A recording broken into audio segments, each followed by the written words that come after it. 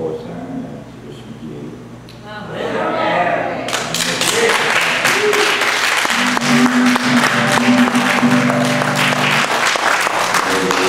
L'ennemi continue à s'acharner. Pose encore les lieux de la l'hôpital. Mais c'est pas grave. Justement, cette semaine, ce que je vais vous lire, j'ai vécu ça cette semaine. Puis, ce que je vais vous lire, ça est en rapport avec tout ce que vous avez entendu ce matin. C'est l'âme doit passer par sa sombre nuit avant de pouvoir être une bénédiction pour le monde. C'est l'histoire de Jacob dans Genèse. Il resta seul. Alors un homme s'abattit avec lui jusqu'au lever de l'aurore. On a tous entendu parler de ça. Jacob faisait face à une sombre nuit pour son âme. Il était seul, absolument seul, quand son visiteur céleste entreprit de lutter avec lui. Cette lutte dura pendant les longues heures de la nuit. Personne ne pouvait venir à son aide. Il semblait que même Dieu était contre lui.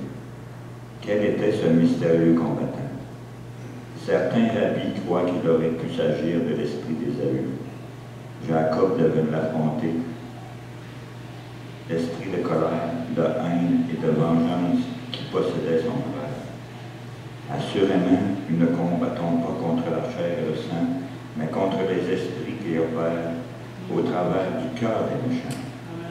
Heure après heure, le terrible combat continuait. Parfois, il semblait que l'opposant inconnu l'emportait, puis un renouveau de force envahissait subitement Jacob. Les minutes devinrent des heures jusqu'à ce que le lointain ciel d'Orient, les premières heures de l'aurore apparaissent, commençant à chasser les ténèbres de la nuit. Autant Jacob que son opposant savaient que cette lutte pour la vie et pour la mort ne prendrait fin qu'avec la dissipation des ténèbres de la nuit.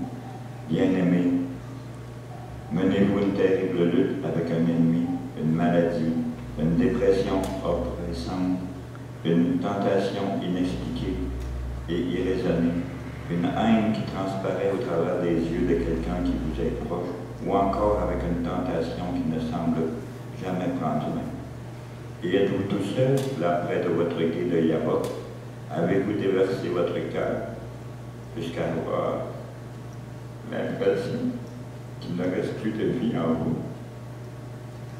Ça m'est arrivé la semaine prochaine. C'est là dans celui désolé où tous ceux qui étaient proches, Jacob, furent éloignés de lui. C'est là qu'il fut vidé de lui-même, afin de pouvoir devenir une vigne féconde qui se répande au long. Bénis les nations du monde. Ne vous désespérez pas en traversant ces nuits sombres, remplies de joie. Quand votre âme lutte pour rester en vie, gardez votre foi en Dieu et vous donnera la force surnaturelle de combattre jusqu'au petit matin. Et le matin va venir, le soleil brillera sur vous à nouveau, même s'il vous semble actuellement qu'il ne peut plus en être ainsi. Faites confiance au Seigneur. Chaque jour qui passe plus approche du jour de la victoire. Et quand les jours paraissent trop difficiles et trop longs, alors vivez à la raison d'une minute à la fois. Votre preuve si grave, si terrible, ne durera pas à toujours. Laissez Dieu vous vider de vous-même. Laissez-le vous débarrasser de tout vestige de vous-même, de sorte que vous puissiez vous revêtir de la ressemblance et du caractère du Fils de Dieu. Puis, la parole qu'il m'avait donnée l'autre nuit, était en combat. Ça disait, l'Éternel entend les cris du juste et le délivre de toutes ses afflictions. Il prend plaisir en moi. Amen.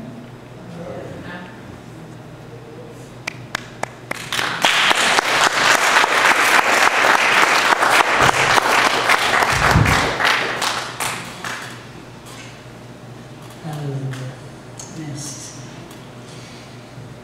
savez, les épreuves ne sont pas envoyées par Dieu. Par contre, c'est des moments où est-ce qu'on s'approche de Dieu. Parce que notre cœur est plus tendre encore. Et à travers les plus grandes épreuves que j'ai pu passer, je pense que c'est là que j'ai été le plus proche de Dieu. Et le Seigneur nous appelle à nous approcher de lui. Amen. Dans toutes circonstances, dans toute situation, il nous aime et désire vraiment notre bonheur, désire nous délivrer. Et une fois que Raymond a reçu sa guérison, là maintenant il lutte contre les médicaments qu'il a pris. Donc, c'est pour ça qu'il dit qu'il souffre encore. Donc, prions pour nos frères. Continuons à prier pour chacun des personnes qui font face à la maladie. Et notre frère Jean-Guy aussi, qui fait face aussi à la situation de notre sœur Diane aussi. Et, pardon. Amen.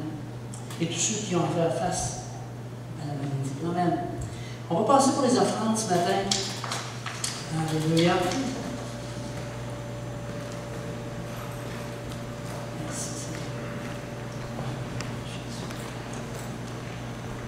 Marianne, est-ce que tu vas pour Raymond? Tu vas prier pour la bénédiction. Père éternel, par notre don, Seigneur de nous-mêmes, tu as donné ce que tu nous as accordé tout au long de notre vie. Oui, Seigneur, tu es celui qui pourvoit chacun de nos besoins. Et on te prie, Seigneur de gloire, d'accepter ce don que nous te faisons, comme tu le demandes, qu'il puisse être agréable, que ce soit vraiment un sacrifice, ô Éternel, qui te soit plaisant, Seigneur, qui te fasse plaisir, que cette femme qui n'avait donné que 2 sous, Seigneur, mais qui avait donné, Seigneur, de son besoin, Seigneur, pour voir, Seigneur, aux besoins du temps. On te bénit dans le nom de Jésus, pour tout ce que tu fais faire. Amen.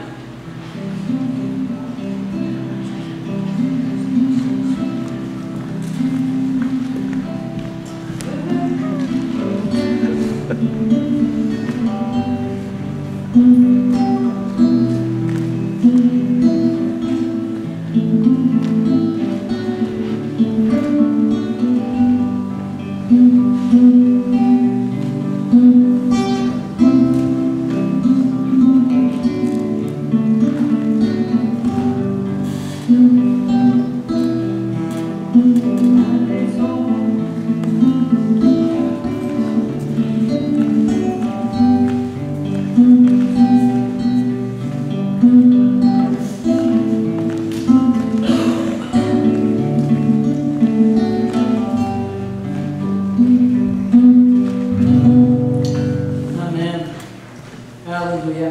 Alors, les quelques annonces, on va faire ça vite parce que le temps avance. Mais ce qui est important, c'est que Dieu est présent. Dieu a parlé déjà. Ce qu'il a dit, mais ça va couper un peu de temps, mais c'est parce que c'était nécessaire. Et ça va. Je vais essayer de compléter ce qui s'est passé ce matin. Donc, vendredi, toujours les vendredis soirs à 19h, les temps de prière et de louange, donc vendredi prochain. Les ateliers pour adultes, ce matin, on était quand même un bon petit groupe. À partir de 9h30, soyez présents à 9h30 parce qu'on va finir vers 10h10, 10h15 pour laisser le temps pour recommencer la réunion officielle à 10h30. Donc, soyez présents, on a du bon temps. C'est un temps où est-ce qu'on partage beaucoup. Et puis, on est 3 professeurs, moi et Rita, qui allons alterner. Donc, on va avoir du bon temps, toujours. La conférence des femmes Ranimer la flamme à Drummondville, le 1er octobre. Je pense que tout le monde qui voulait y aller, je pense qu'ils ont communiqué avec Rita. 2 octobre, on a Rick Turner parmi nous, directement du Yukon. Amen. On va avoir du bon temps avec Rick. Et puis samedi, dimanche, le 15 et 16 octobre, Jeff Davidson. À l'arrière, vous avez l'horaire qui est là. On organise un super bénéfice pour Caleb le 5 novembre. C'est à l'Érablière Vient. C'est Madame Vient qui organise ça avec nous. Elle a été touchée la dernière fois. C'est quelqu'un qui n'a pas donné sa vie au Seigneur encore. Mais je vous garantis que ça travaille. Je peux vous dire ça. Prions pour Mme Bien, qu'à travers tout ça, à travers le contact avec nous, qu'elle puisse venir au Seigneur. Amen. Vous savez qu'on est tous appelés à servir Dieu. Il y a une personne, deux personnes. Amen. Amen. OK, il y a quelques personnes qui sont appelées à servir Dieu. Dieu a choisi les ministères et l'Église pour aider à répondre à l'appel de Dieu. Ça veut dire que les personnes qui sont là en avant ne sont pas là pour vous freiner, ne sont pas là pour vous reprendre. Oui, ça peut arriver. Mais le but de pourquoi est-ce que les ministères sont là, c'est vraiment pour vous faire entrer dans l'appel de Dieu. Vous n'êtes pas appelés à venir le dimanche et être assis dans les bancs seulement. Je dis bien seulement. Oui, on est appelés à venir à l'Église, c'est vraiment la volonté de Dieu. Mais on est tous appelés à travailler ensemble pour vraiment le royaume de Dieu. Pour que le royaume de Dieu soit établi dans la région. Amen. On va voir dans Éphésiens, on ne verra peut-être pas jusqu'au verset 32 ce matin. Je prends la version Parole de vie, OK, qui est une version un petit peu différente. Maintenant, vous pouvez prendre d'autres versions. Pour ceux qui aimeraient vraiment le suivre dans Parole de vie, j'ai une parole de vie ici que je peux prêter ce matin. Est-ce que quelqu'un, une fois, deux fois, trois fois? Vendu. Ça fait du mal, ça? Amen. Alléluia. Donc, voici les dons que le Christ a fait. Ça vient de qui les dons? Le Christ. Amen. Donc, ça, c'est premièrement quelque chose d'important. Les hommes ont reçu le don d'être apôtres, ou bien d'être prophètes, ou bien d'annoncer la bonne nouvelle, les évangélistes. D'autres ont reçu le don de conduire le peuple de Dieu, les pasteurs, ou encore d'enseigner. Je ne veux pas nécessairement prendre le temps d'expliquer chacun, mais ce que je voudrais simplement vous dire, c'est qu'à travers les ateliers de la foi, on va les voir chacun des ministères plus en détail. Alors ici, la dame a dit, et la tête que tu fais quand tu vois prophète ou apôtre devant le nom de quelqu'un. Des fois, on pense que la personne se nomme lui-même apôtre ou lui-même prophète. Et là, on a envie de faire une drôle de face. On se dit, voyons, pour qui se prend? Au fait, en effet, Dieu continue, aujourd'hui, de mettre sur la tête de certaines personnes cette onction-là d'apôtre, de prophète, d'évangéliste, de pasteur et de docteur. Amen? Amen? Il fait une drôle de face quand même. Donc, Dieu veut qu'on soit dans l'unité et l'unité dans la diversité. Parce que Dieu a besoin de diversité. Il a besoin de ces différents ministères-là. Mais plus que ça, ces ministères-là sont là pour vous aider à prendre votre place à chacun. Ça prend, oui, des chefs, mais ça prend aussi des Indiens. Et il n'y a pas beaucoup d'Indiens dans la salle. Donc, ça prend aussi des personnes qui vont vraiment répondre à l'appel. Amen. Il y en a en arrière. Yes. Amen. Non?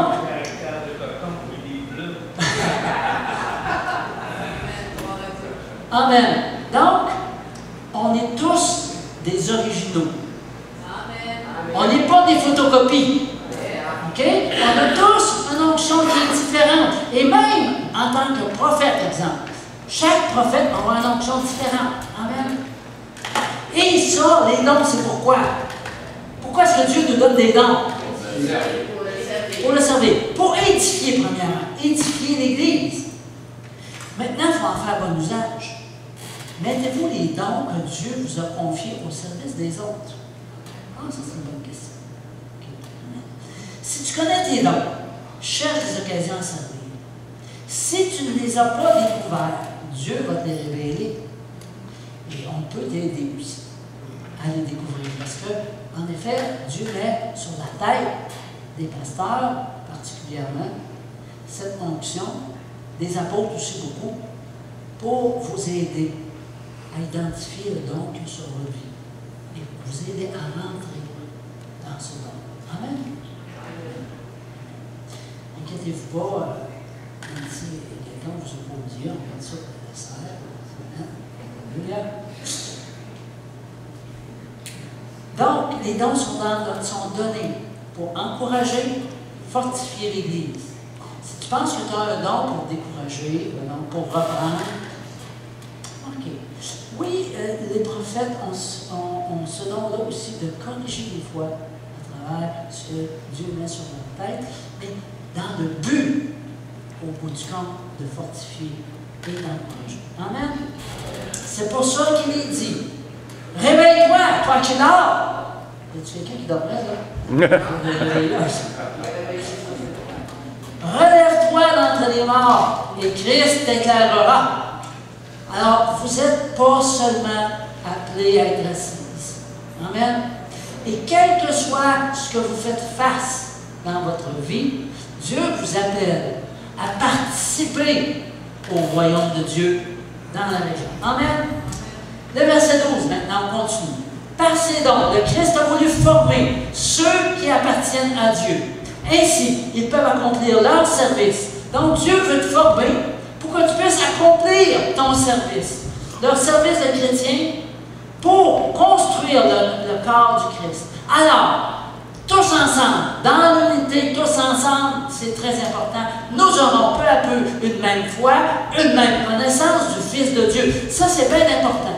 Aujourd'hui, là, les gens vont naviguer sur Google, sur Internet, puis là, on va toutes sortes d'informations qui vont venir rentrer.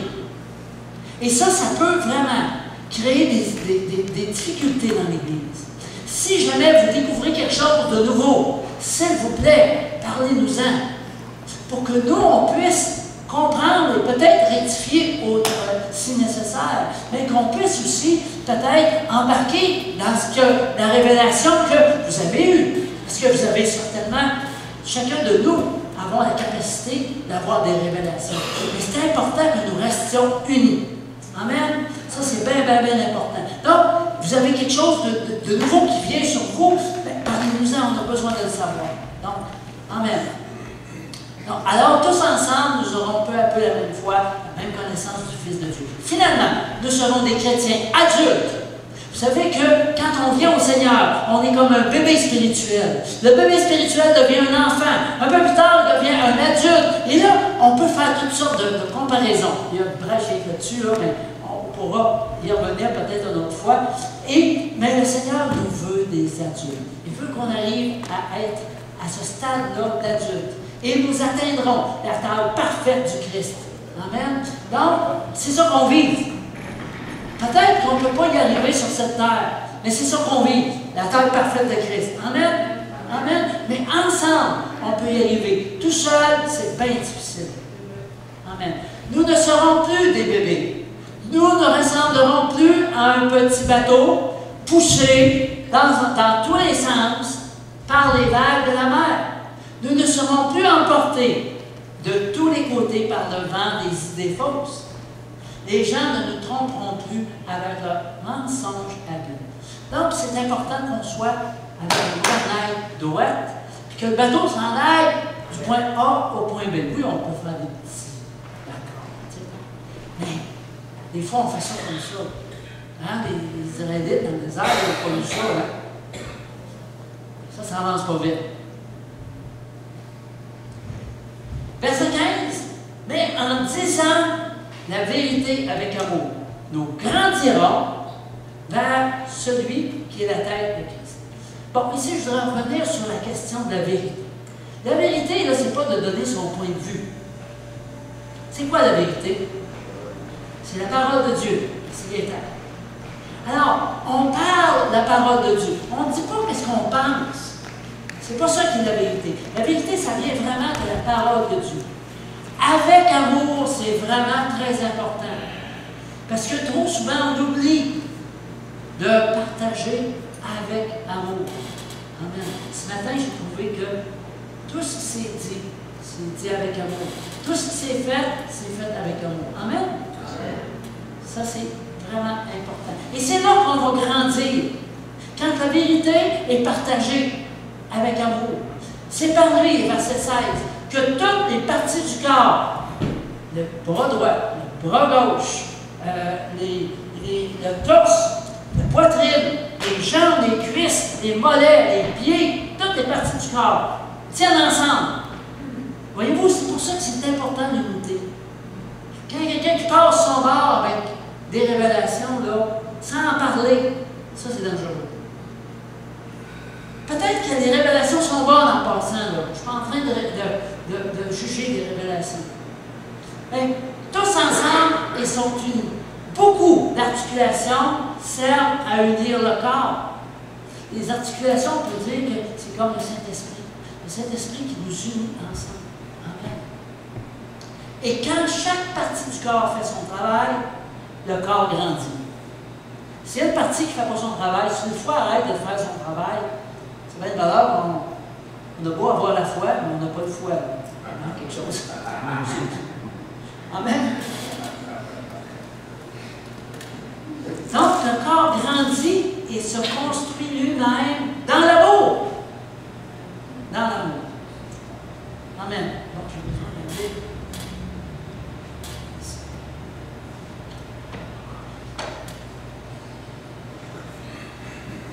Certains chrétiens, je vais vous lire un commentaire dans la Bible, second 21, que je trouvais tellement à point. J'aimerais vraiment que vous écoutiez attentivement. Certains chrétiens redoutent que la moindre faute détruise leur témoignage pour le Seigneur. Ça, là, pas qu'on efface la culpabilité. OK?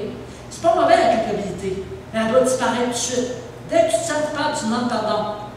Tout de suite, ça part. C'est fini. Traîne pas ça là, pendant une semaine, 2 semaines, quoi que ce soit. Ça finit là. That's all. Tu corriges, par exemple. Amen? Tu corriges. Ils sont conscients de leur faiblesse et savent que bien des non-chrétiens démontrent davantage de caractère que comment pouvons-nous donc grandir en Christ? Grâce au fait que le Seigneur lui-même nous rassemble en un corps. OK, ça c'est bien important de comprendre ça, je reviens encore là-dessus. Un groupe d'individus unis dans leur but et dans un amour mutuel. Si l'un tombe, les autres sont là pour le relever et l'aider à reprendre sa marche avec Dieu. Si un autre pêche, il peut trouver le renouvellement dans l'Église. En tant que membre du corps de Christ, est-ce que je reflète une facette du caractère de Christ et assume ma part dans l'avancement de son œuvre? Alors, un des problèmes des églises, c'est nous, l'Église, en passant, un des problèmes des chrétiens, on va dire ça comme ça, et qu'on est vite sur le fusil on est plus vite que là qu'il est, sur le fusil du jugement. Hein? Ça, on est vite à sortir ça. Le Seigneur ne nous demande pas de juger. Le Seigneur nous demande d'avoir compassion. Le Seigneur nous demande d'accompagner des gens qui n'arrachent. Ça peut arriver, on a tout arraché dans notre vie. Qui n'a pas arraché? Ok, il n'y a pas de mix, c'est bon. On a tout arraché, en quelque part. On a tous besoin les uns des autres. Trop souvent, on a senti que ce n'était pas la compassion que les personnes avaient. Alors, en même temps, je dirais, si tu ne sens pas la compassion tout de suite, persévère, puis prie pour la personne. C'est la personne qui va revenir après, avec la compassion. Laissons-nous une petite chance, OK? Marche-tu ça? On peut se laisser une petite chance? Ouf. Dieu n'est pas à la recherche de personnes parfaites, Dieu est à la recherche de personnes qu'il peut utiliser. Avec une personne imparfaite, mais disponible, Dieu peut faire de grandes et de merveilleuses choses. Amen? Êtes-vous d'accord avec ça? On a une bonne manière de dire. Alléluia, je suis pas obligé d'être parfait. Ça me fait du bien. Verset 17. C'est pourquoi je vous dis ceci, et j'insiste au nom du Seigneur, ne vivez plus comme ceux qui ne connaissent pas Dieu. Leur pensée ne mène à rien. Leur intelligence est dans la nuit. Ils ne participent pas à la vie de Dieu. En effet, ils sont ignorants parce que leur cœur est ferme. Nous devrions nous conduire comme des enfants de lumière. Okay, on va passer vite là-dessus. C'est pas nécessaire de trop tourner. Quelles que soient les épreuves, aime Dieu. Aime ton prochain. Oublions pas ça. Parce que ça renferme toute la loi. C'est ça qui résume les commandements de Dieu. Aime ton Dieu, aime ton prochain. Encore et toujours. Amen. 19. Ils ne savent plus ce qui est bien, ce qui est mal. Ils se conduisent n'importe comment. Bon, j'ai envie de passer vite un petit peu. Ce n'est pas comme ça, de cette façon que vous avez appris à connaître Christ. Verset 21. Mais, est-ce que c'est bien du Christ que vous avez entendu parler? Ici, Paul, il dit, hey, est-ce que vous avez été enseigné par rapport à Christ? Est-ce que c'est lui qu'on vous a enseigné selon la vérité qui est en Jésus? Est-ce qu'on vous a parlé du roi des rois, du Messie, du Sauveur, du Seigneur, de Emmanuel, de celui qui est loin, du Prince de paix, du Light of the World, la lumière du monde, c'est the way, la voie, la vérité, la vie, le Fils de Dieu, la parole, le Fils de l'homme, la toile du matin et de l'alpha et de l'oméga. Amen. Mon anglais a besoin d'un petit peu de travail. Amen. C'est ça qu'on a vu de Jésus. On sait qui il est. Amen. 22. Si oui, vous devez laisser votre vie d'autrefois, avant, vous étiez plein de désirs trompeurs qui vous détruisaient. Eh bien, ce que vous étiez avant, il faut vous en débarrasser comme d'un vieux vêtement. Oui, arrache ça, là. OK, enlève ça, garoche ça pour tes bras, puis revêt l'habit blanc, immaculé.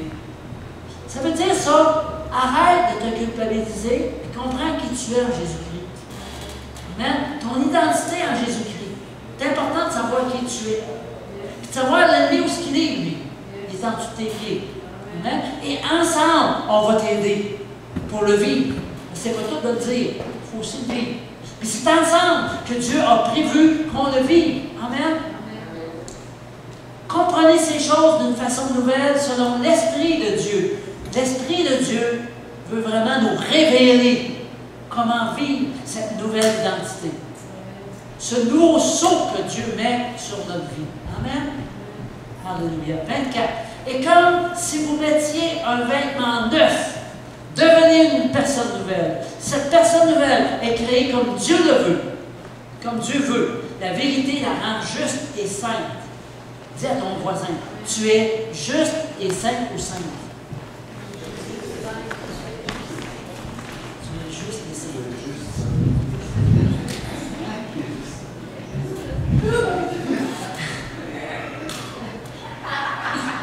Des fois, ça nous surprend quand Dieu nous parle. Hein?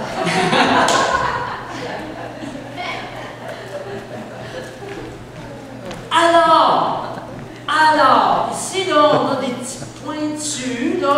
Le Seigneur vient nous montrer des petites choses bien précises. Alors, ne mentez plus. Chacun doit dire la vérité à son prochain, parce que tous ensemble, nous faisons partie d'un même corps. Débarrassons-nous donc de notre vieille manière de vivre comme d'un vieux manteau. Amen. J'ai soif de Dieu, du Dieu vivant. Si on a soif de Dieu, on va rentrer dans ce chemin-là étroit. Le chemin est étroit. Il n'est pas facile à marcher dedans. Des fois, on chambranle.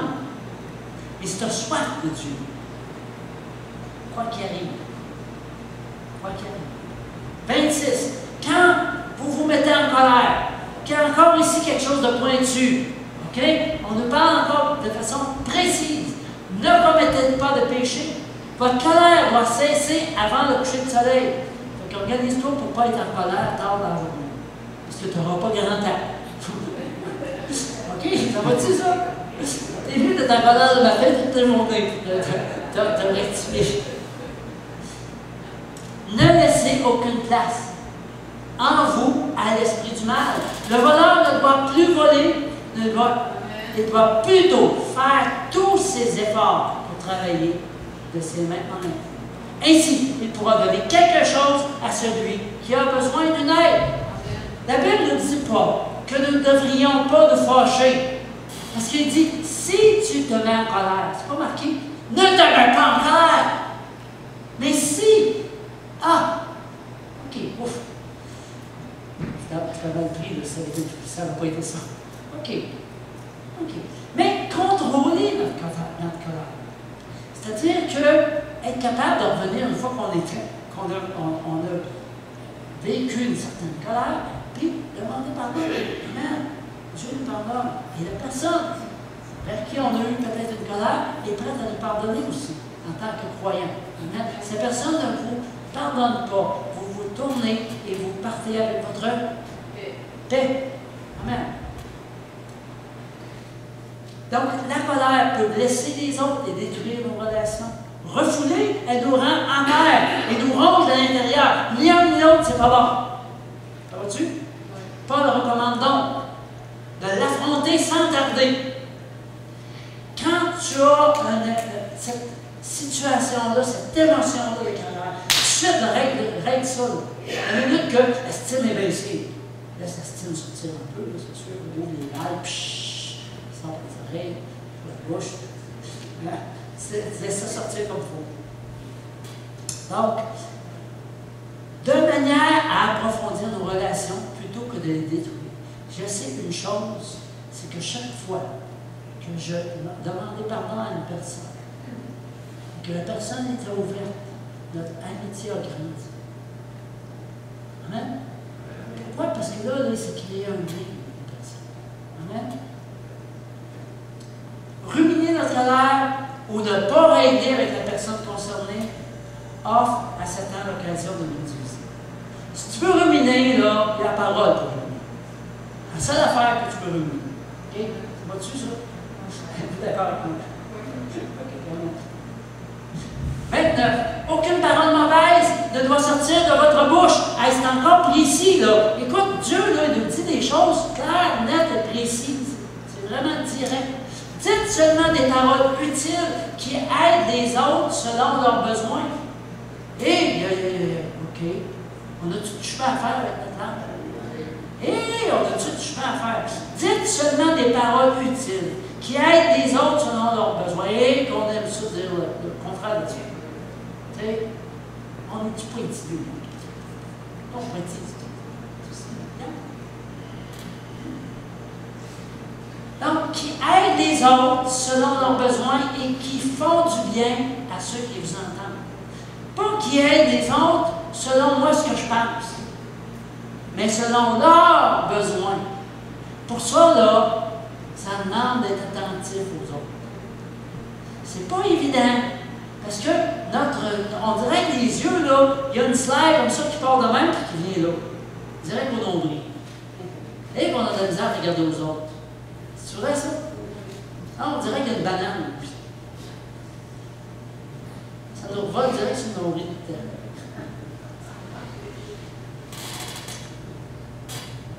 Vos paroles ont des conséquences. Ne dites pas de choses que vous regretterez.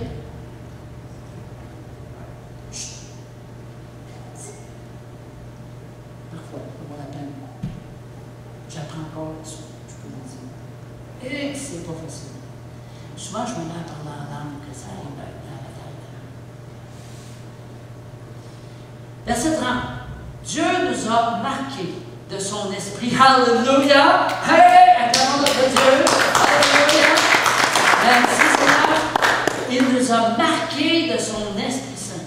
Alors, ne faites pas de peine à cet esprit. On va voir c'est quoi ça. Attristé de cet esprit. En effet, c'est lui qui vous assure qu'un jour, Dieu nous libérera complètement de nos péchés. Alors, voilà. Les croyants attristent à cet esprit lorsqu'ils ignorent sa présence, sa voix ou sa direction. Quand on ignore la direction de Dieu, quand on ne prend pas le temps d'écouter, quand on ne prend pas de temps avec lui, là, ça l'attriste. quand il nous parle, puis qu'on ignore ce qu'il nous dit, ça aussi, ça l'intéresse. Vois-tu? Notre manière de vivre peut aussi attrister cet esprit. L'engagement de amertume, colère incontrôlée, paroles décentes, médisantes, mauvaise attitude, sans pardon. On a une clé qui est un passe-partout. Cette clé-là, utilisant-la, c'est le pardon. On peut trébucher. À ce moment-là, on prend notre clé. Elle est venue proche de moi, c'est lui. Et tout de suite, on demande pardon. C'est notre clé. C'est notre clé passe-partout. Nos attitudes, nos paroles, nos actions sont-elles source de joie ou de tristesse pour Dieu et pour les autres? Agissons avec amour les uns envers les autres. Comme dit Mario, les uns ça va, c'est des autres. Hein? C'est toujours ça, c'est toujours les autres. Alors, on est comme un verre vide. Je t'ai dit que je prendrais un verre vide. Il y en a un, mais deux. Ah. OK, mais c'est pas grave, on va y régler ça.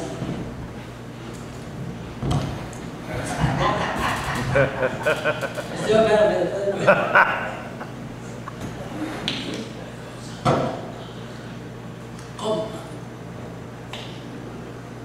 On est comme sur un beau verre vide. Je me suis même rafraîchi. Et là, il y a toute la place pour le remplir. Ça va-tu, ça?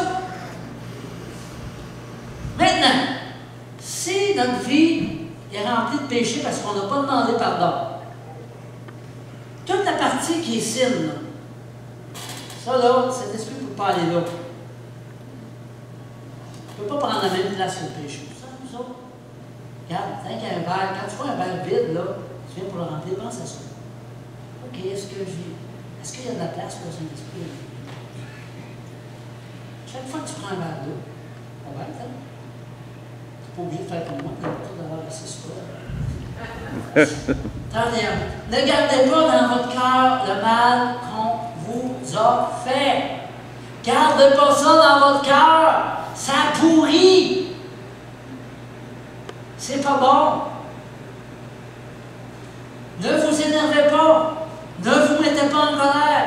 Faites disparaître chez vous les cris, les insultes, le mal sous toutes ses formes. Soyez bons les uns envers les autres. Soyez un cœur plein de tendresse. Amen. Pas juste quand tu as du tendresse. N'avez-vous pas eu?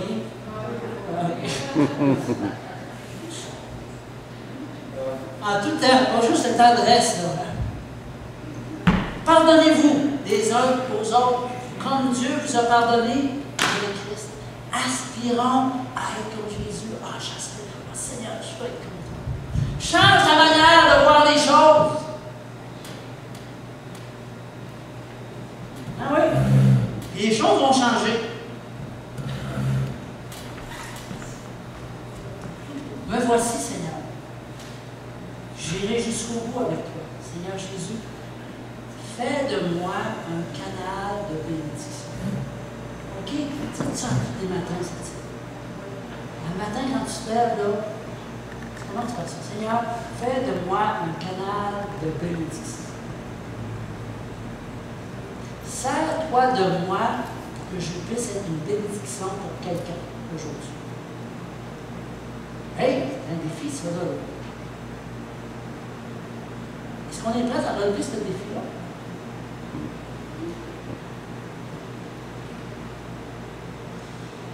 Le Seigneur veut faire de son Église un grand tableau à sa gloire.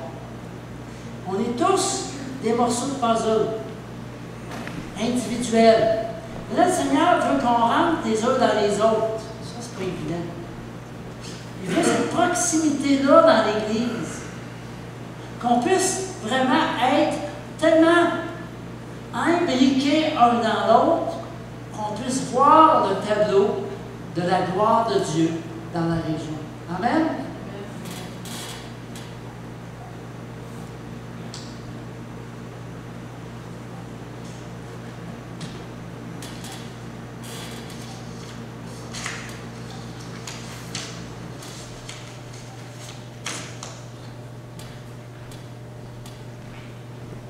savez que Dieu nous donne des dons à chacun de nous, par sa grâce, en vue qu'on puisse s'aider les uns les autres. Donc, je vais faire un petit résumé de ce qu'on a vu. Tout est donné selon ce qui semble le plus opportun à Christ.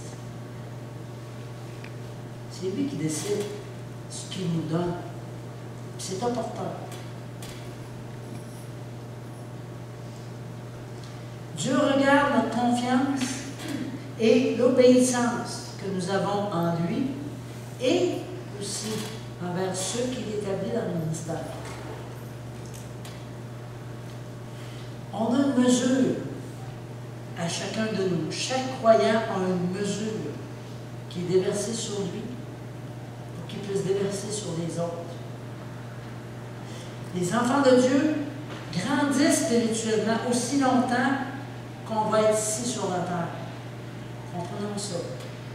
Cette croissance a pour but de promouvoir la gloire de Christ.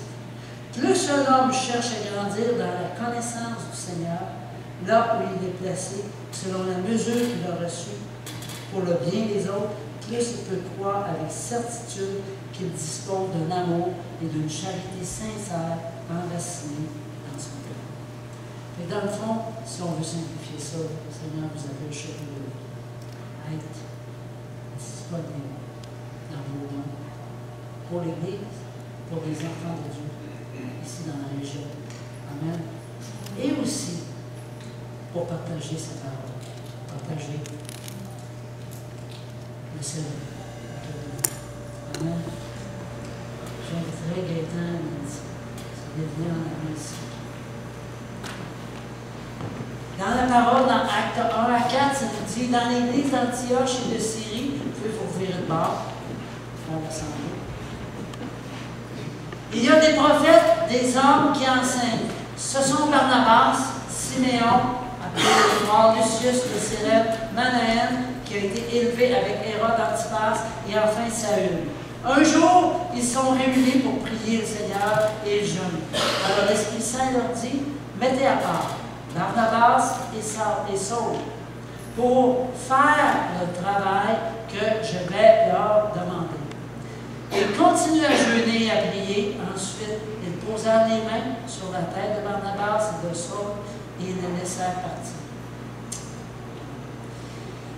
C'est bien sûr qu'on a de la peine de voir partir notre soeur et notre frère. Mais on sait que Dieu, lorsqu'il appelle, il a des raisons. Puis ça ne veut pas dire qu'il part pour toujours non plus. Alors ce matin, ce qu'on peut faire simplement, c'est de les bénir dans cet appel que Dieu met sur leur vie. Et qu'ils puissent être vraiment, qu'ils puissent avoir un impact là où est-ce que Dieu va les envoyer. Que vraiment, ils puissent être conduits par le Saint-Esprit et goûter de la puissance de Dieu qui va passer à travers de eux vers les personnes qui ont des besoins pour merci. Amen. Et soyons assurés que Dieu va nous envoyer les personnes qu'on a besoin pour l'avancement de son peuple, de son royaume, je dirais plutôt, dans la région. Amen. Hier, on était à l'écart et on discutait, moi et Jean-Yves ensemble. Et puis, je partageais avec Jean-Yves, j'ai dit, il y a deux choses que j'ai vraiment à cœur de relâcher sur mon frère, ma soeur. C'est Dieu a mis en nous une onction de persévérance. J'ai vraiment à cœur de relâcher cette onction-là de persévérance. Dieu aussi nous a bénis aussi de bientôt 31 ans de mariage. Et je pense que c'est une onction aussi qui est là sur nous. Et on veut vraiment bénir en tant que couple aussi. Et amen, c'est ça que je vraiment faire aussi.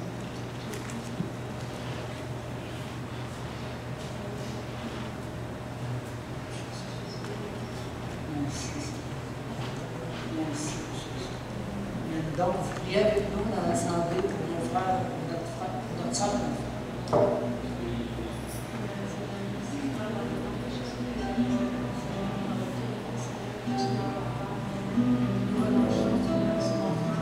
sur Gaëtan ici, Seigneur. Cette onction, Seigneur, de persévérance à toute épreuve, Seigneur. À toute épreuve, Seigneur. Persévérance, Seigneur, dans tout ce que tu leur demandes de faire, Seigneur. Persévérer jusqu'au bout, Seigneur. Oh oui, persévérer. Alléluia. Seigneur, il vous dit, oui, mes enfants. Oui, c'est moi qui vous envoie. Je vous ai choisi, je vous ai mis à part, comme dit ma parole, je vous envoie. Oui, je vous envoie. Et oui, je vous envoie avec cette onction de persévérance. Parce que là où je vous envoie, vous allez avoir du défrichage à faire. Là où je vous envoie, il y a des pierres à enlever. Là où je vous envoie, il y a un chemin préparé pour mon peuple. C'est pourquoi vous avez besoin de cette onction de persévérance. Je la relâche sur vous maintenant. C'est relâché sur vous maintenant. La force, le courage, la persévérance. Force, courage, force, courage, force, courage.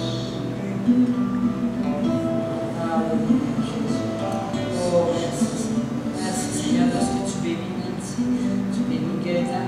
Merci Seigneur de ce que tu nous donnes d'avoir du discernement.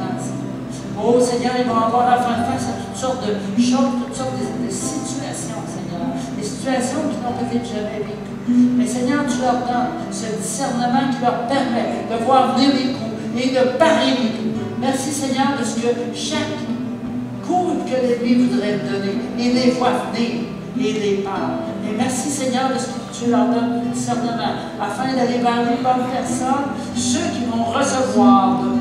Merci Seigneur de ce que tu les bénis. Tu les bénis dans leur voyage, David.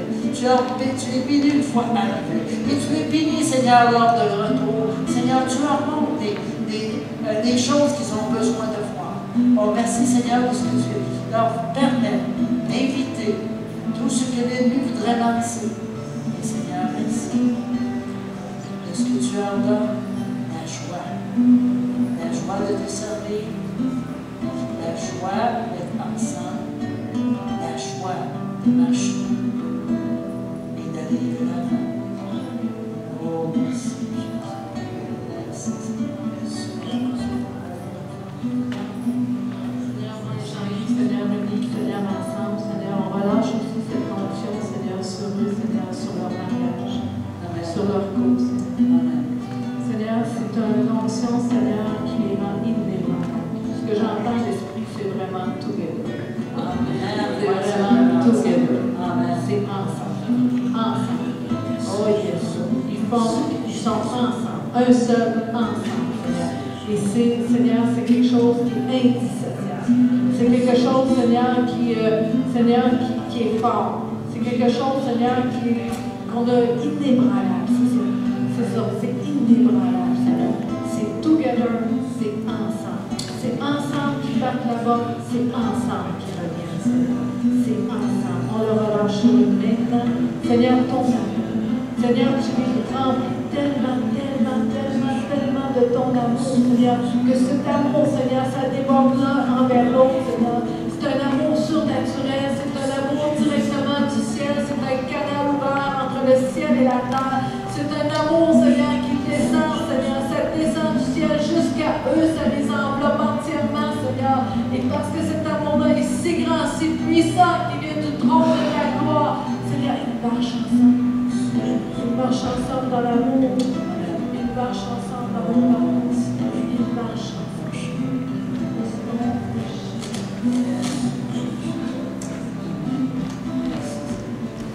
Et quand je vois que tu es comme un roc qui est placé sur la pierre plate. Tu es solide. Et toi, Nancy, tu es sur ce roc-là et tu danses avec tes voix. Et Dieu va vous utiliser comme ça.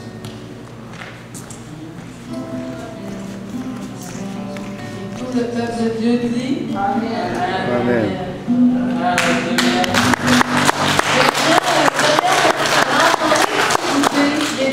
un petit goûter, on a un bon petit cocktail de fleurs d'hibiscus avec des petits bouchées. Fait que prenez le temps ce matin de manger une petite croûte avec nous. Ils ont une table aussi, ils vendent des cartes, des cartes. Encouragez-les pour leur mission ce matin. Allez voir leur table, encouragez-les. Amen. On prend quelques instants avec eux. Amen. Alléluia.